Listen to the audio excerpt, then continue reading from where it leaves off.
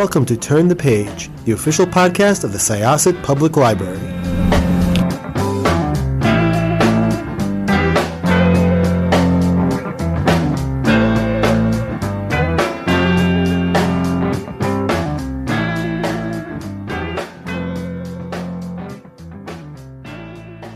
Hello, everyone. Welcome back to Turn the Page. I'm your host today, Jen, and today I am joined by the author of many things, but of a gorgeous collection of short stories that we are here to discuss today in particular. They are absolutely beautiful, and I am so excited to talk about them. Welcome. Could I ask you to introduce yourself and your book, please? Hi, thanks for having me on today. I'm Samantha Mills. I'm a science fiction and fantasy author from Southern California. I am an archivist by day, so I'm a little related. Nice. I work part-time in a historical society, and the rest of the week I write and take care of my kids. My first novel came out in 2024. It was a science fantasy mashup called The Wings Upon Her Back. And last year it won the Compton Crick Award for Best Sci-Fi Fantasy Debut and was a finalist for the World Fantasy Award for Best Novel, which was very exciting. The book we're talking about today is my first short story collection, Rabbit Test and Other Stories. It contains 13 of my favorite shorts going back to about 2018. Two are brand new to the collection, and the rest were previously published. The title story, Rabbit Test, won a bunch of awards in 2023. I wrote it in the immediate aftermath of the overturning of Roe v. Wade, and it's a braided timeline of the past, present, and future of abortion rights in America, as well as abortion and pregnancy testing more broadly through history. Bodily autonomy and civil rights are themes that pop up a lot in my work, but that story is definitely the most direct of all of them dealing with that. The rest of the stories are a mix of science fiction, fantasy, and sometimes a mashup of both. They're my early experiments, kind of like phase one of me doing short fiction. I love to try out different tones and prose styling, so you'll find things like an alien invasion in a fairy tale world, or a time traveling fisherwoman, or an anchorite walled up in a library in space. Just everything that I like. I love that about shorts that you can kind of dip in all over the place. Mm. Yeah, I really love short fiction, especially in the genres and that in which you're Hmm. playing in. And I have lots of questions about genre But for you. Um, because it seems like a little feat of world building every single time. hmm How do you approach world building when you have so little space in which to do it? Because, for instance, most of my first questions are about the first story, The Death of the God King, hmm which is so beautiful and heartbreaking, but there is so much world there in such a little bit of space. Yeah. Yeah, it's fun. I actually feel like I started out writing books. It was my love since I was a kid. It was all that I read, so that was the form that came into my head. And when I wanted to learn short stories, that was the big challenge was the field that I want to write in. I wanted it to have that epic fantasy field, but I was used to having hundreds of pages to deal with that. And so short stories really taught me how to be concise and let make every single sentence be doing more than one thing. So there isn't time for long conversations. You have to get to the point, and there isn't time to lay out the entire world. So you have to pick the most evocative details you can think of that will let the reader do the rest of the work and fill in those gaps. And in short stories, I like that there is a lot of room for telling. You can just say this happened and you can give it one sentence and you can, sketch out an entire war or an entire conflict um, in just a sentence or two. And it's really kind of magic the way that people will read and conjure all of that up.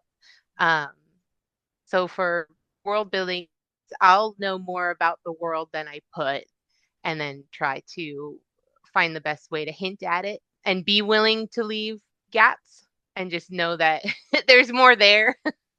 That's Yeah. super interesting that it's as much about what you don't put on the page as what Mhm. you do. And for this story in particular, it's about Mhm. a lot of things, but Mhm. one of those things it's about is storytelling. There are a lot of like Mhm. stories within this story. Mhm. Is that also something that like, I mean, it's beautiful and dreamy and very effective, but is it also kind of like economical if you want to get like pragmatic about it too? It is, yeah. You can have the character just tell somebody what's going on, and but do it in an artful way, so it's not just sort of monologuing at the audience. You give it somebody's voice in the story, and so it's not just a big wall of text from the author. And then it gives it a point of view because maybe they're not telling the whole thing. Maybe there are details they're ashamed about, and you have to read into that. And that's, I think, my favorite trick is just knowing who's telling something at any given time, even if you're in third person, if you're anchored to a character, everything's filtered through them. And that's that economy again, where you any detail they give could simultaneously tell you about them and about the world. And you get double duty out of out of your work there. Oh, very nice. Yeah, because you do also like stories usually come with a motive. There's a reason Hmm. that the story Yeah. is being told at the time. Right.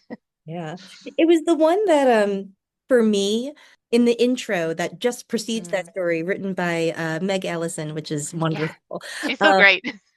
Absolutely amazing. She had a quote about your writing that I feel like is so exemplified in that one. I hope you don't mind me reading it Go to for you and it. our audience. Mills has the ability to turn a concept rancid with overuse into something fresh, to populate the worlds of future and fantasy with people you've known all your life. Do you feel like that sort of that I don't know, that uncanny space between like familiar and unfamiliar is something that you are interested in? Is that a space you explore a lot? I do. Whenever you're writing, you always wish that you could do what other people could do. So you look at what someone else does and go, "Oh, that's better somehow." And what I'm doing is not. Um, but you gotta use your own perspective, I suppose. And so what I like, especially in short stories, is that I can dip into all of these different genres or tropes and go, what perspective do I have on this that's maybe a little different than the way it has been written before? Um, and yeah, so I try to put not people that I literally know, but the kind of people that I know that maybe aren't always in these stories and see how they would interact with these worlds and settings. I especially love moms. I always want there to be more mothers in fiction, but from many points of view, where the good and the bad, and sometimes both at the same time, from the kid's perspective or from the mom's perspective, or other types of figures that fill that role. And so that's one of the things that crops up a lot, even though the settings all change. You'll see kind of my preoccupations. And that's, I think, a uniting force when you're doing a collection is what's the you that gets placed in here. And yeah, so I like that. I like that. Nice. You know, it makes me think slightly about tropes, like from a slightly different Mhm. angle. Mhm. Because from one perspective, you know, a trope is like a cliche or you Mhm. know, a something iconic or forget that word. I can't even remember what I was going for there. But something like bigger. But a trope can also be like a footnote, you know, like and it Mhm. you know makes me think of your career as an archivist, like you know, a trope can also be like, you know, showing that you see where stories have been and then staking Mhm. your own claim, your own artistic voice, putting it on it. It was like a really interesting, fresh thing for me to think about. Thanks. So I have a question about the title story, Rabbit Mhm. Test. You mentioned before that it is a multi-award winner. It's extraordinarily powerful, Mhm. which are all very good reasons for it to Thanks. be the title story. Are there other reasons that you chose it to be the title story?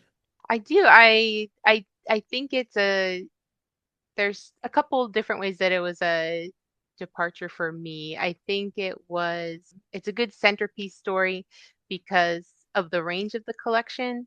Uh, that I have different genres and I have things that are more looking toward the past and works that are looking more toward the future. So this felt like a natural centerpiece because it's doing all of that at the same time. I think it was also a turning point in me developing my style and being bolder in the type of work that I wanted to write.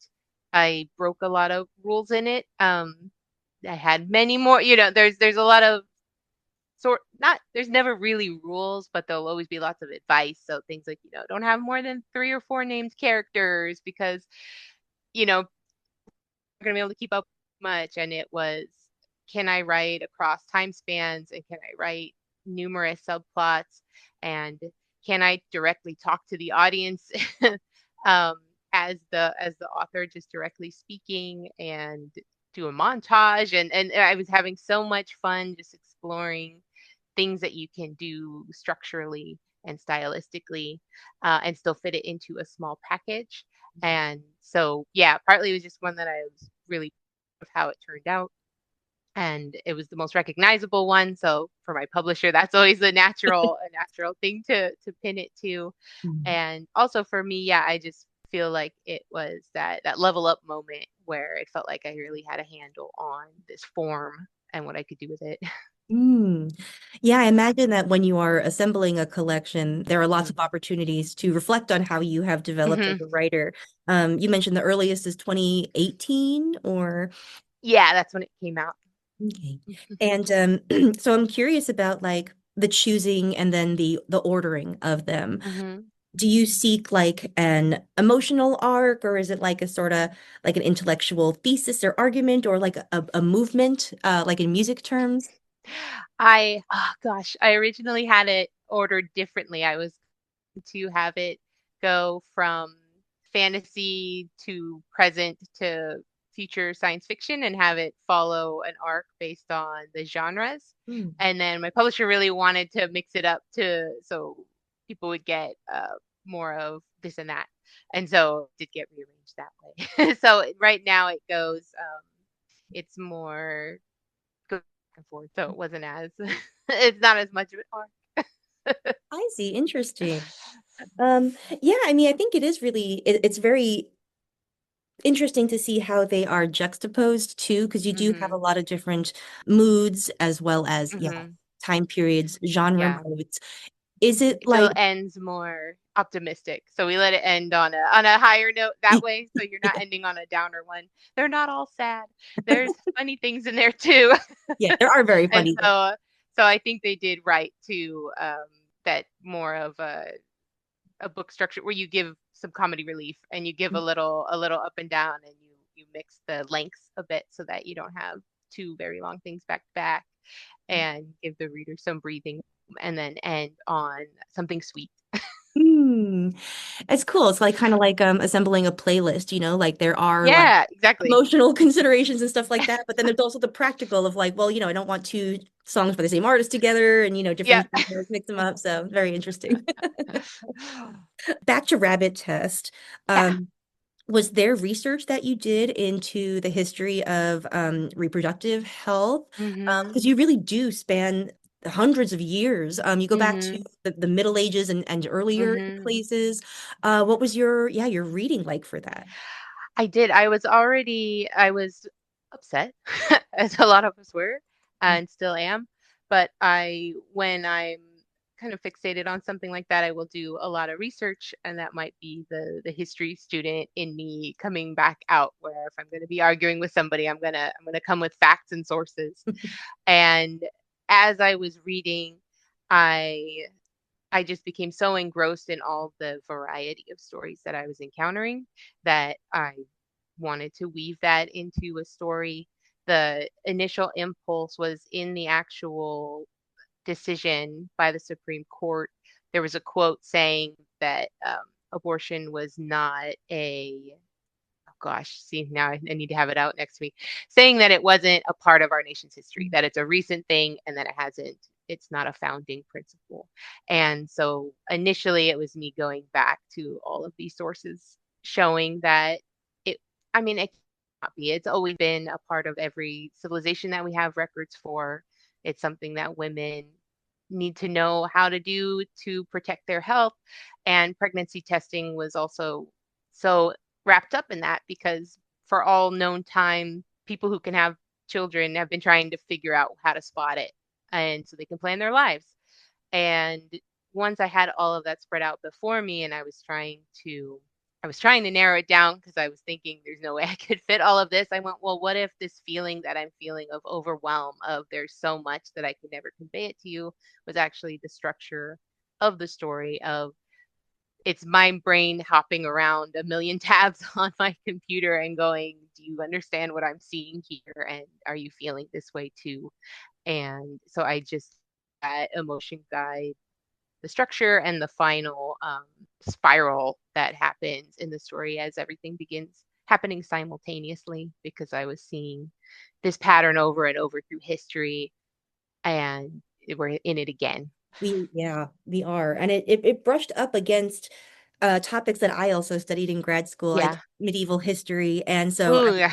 you know, Some are funny too. It's hard to resist when you find, yes. you know, yeah, it's hard to resist when you go, oh, the prophets of the Middle Ages, trying to read into your, I don't know. Yeah. It's like, okay, that's got to go in. Somehow that has to fit in. Yeah, there's a lot of like very surreal sort of like almost Yeah. Dadaist stuff in medieval medicine. Like Yeah. um They're trying, and weirdly, some things it worked. They were able to diagnose like diabetes without knowing what it was, because it would smell very sweet. It's things that they were on the right track. They were headed toward what we understand more now. But Mm. And it is important to recover that history too, because as you say, it has been a part of the lives of people who hmm can have children forever, as hmm long as, we've been doing it. It's it was like both sort of like the structure is almost dizzying, like it yeah. it feels like it's like overwhelming, but in a hmm good way, like you're seeing so much history at once, and then also just like so closely identifying with this woman and her daughter, like again, like hmm stories about mothers as well, Yeah. and the daughter relationships really, really beautiful there. Yeah, it's just like it's such an affecting story, and I can totally see why it's the centerpiece of this collection. I used to ask authors about like what their favorite story is in a collection, but hmm I've been told many times that that's like naming a favorite child. So instead, now I like to ask, is there a story that was the biggest challenge or the hardest one? Oh gosh. Dang, it's probably rabbit test. It took months. It took Yeah. months to pull together. That was definitely, there's been some that came together pretty swiftly, and other ones that I wrote and then came back to later and was able to tidy up. But that was one that took it was months. I was working on that. Mm. Is there one that just sort of like flowed from the fingertips that was very easy? Yeah, Strange Waters, which was the first to come out of this batch. And now I've never recaptured that. I know that feeling of, oh, I just know exactly what's going to happen, and it all comes forth. But that was one that I really love, that it's a heartbreaker that once this is the one about a time traveling fisherwoman. She's lost in a time stream, and she's trying to get back home to the right time where her children are waiting. And so it's another one that hops a few time periods because she keeps landing at the wrong time, but she doesn't want to know. She doesn't want to know anything about where she is, because she doesn't want to accidentally find out whether she gets home or not. So she tries to learn as little as possible, sell her fish, and get back to sea and try again. And that was one that, yeah, it was like came out formed. It was fantastic. And another like feat of really efficient and deep world building, I think. hmm Especially for like stories that involve like time travel, Yeah. or even just like multiple time periods shown at once. You are hmm building, countless little worlds that are living next to each hmm other, even within these stories. It's like, Yeah. fractal. Wow. Well, yeah, I love this collection so much. And, I know that you're probably deep in promoting this one, but what's on your horizon? Are you writing right now? Ooh, yeah, I'm working on my next novel, and that I was hoping would be in before I was marketing this one, but it's been a tough year. So yeah, I'm working on a new science fantasy novel for the same publisher, Tachyon. Um, when I get it turned in, then we'll have a date, so I'll be putting that everywhere. And then I'd like to write a few more short stories this year. I've been so busy in novel land that I haven't been writing as many as I like. So I've got ideas brew, and that'll probably be next. Oh, excellent. Well, happy writing. Thank you for taking Thanks. time out of your schedule to talk to us. I'm very, very excited to see what's next. Yeah, thank you very much. Thanks for having me. This has been great. Listeners, please check out Rabbit Tests and Other Stories. It's absolutely beautiful. By the time that you hear this, it'll be out in the world. So head to your favorite bookstore or website or library, wherever you like to go for your books. Do you have a favorite place that you like to send people to for books? Ooh, any indie bookstore, but mine is Mysterious Galaxy in San Diego. They're a huge sci-fi fantasy store, and they're just a great community center. They're fantastic. So that's Mysterious Galaxy. Ooh, excellent. That's another one for my my bookshop tourism list. So thank Hmm. you for that. Well, thank you again, and thank you, listeners, for joining us. It is now time to close this chapter. We'll see you next time.